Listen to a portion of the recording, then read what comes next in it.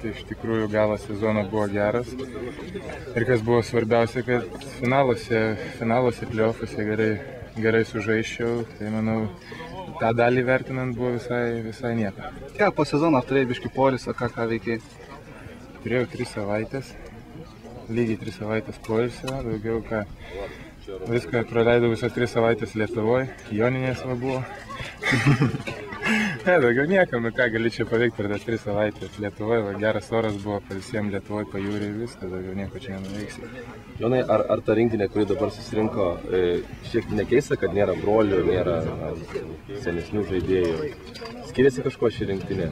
Stovykla bent. Nu, ką žinau, juokais tikrai nesiskiria nieko, bendravimas išliko tas pats, brolių, nu tai čia galim neakcentuoti tą dalyką, jų kažkada jie turėjo vis tiek net važiuoti, visi tam ruošiasi ir visi tai supranta, tai čia jie niekur nedingo, jie yra kaip žmonės, kai susitiksim sezonuose su jais ir viskas tvarko čia, kažkokia nauja karta turėjo pasikeisti kažkada.